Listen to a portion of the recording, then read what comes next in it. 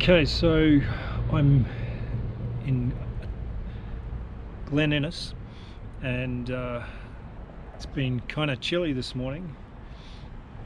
I'm on the lookout for a warmer jumper after a cold night in the national park. So the plan is to make my way back to the coast via the Dorrigo range. There's some pretty cool waterfalls there that I'd like to check out, and at some point go to Bellingen.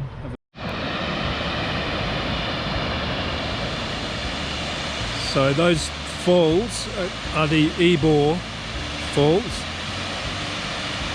which is one of the waterfalls on the Waterfall Way, which is at the top of the, I think it's the Dorrigo range. So I'm going to go on a short walk to follow the river. Sorry, I now realise that there's two waterfalls, and thinking back to the sign at the car park, the upper falls I believe are called Martian Falls, and then those falls are Ebor Falls.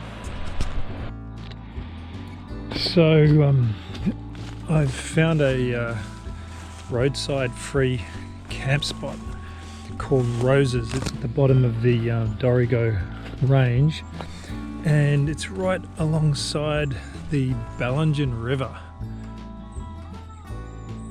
Don't know if any of you have ever read the book Oscar and Lucinda by Peter Carey, but it was set, well, this river featured in that novel, the Bellingen River,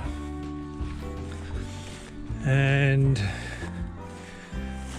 it looks like a good place for a swim. So yeah, there's a bunch of tents and vans parked up for the night, and there's a guy fishing. Good morning on this beautiful Sunday morning on the banks of the Bellingen River, just behind the township of Bellingen. So my plan today is to pretty much stay here all day and work from the van, and also I have some laundry to do in the town, and first up I'm going in search of coffee, but basically a working day. Last night I stayed further upstream at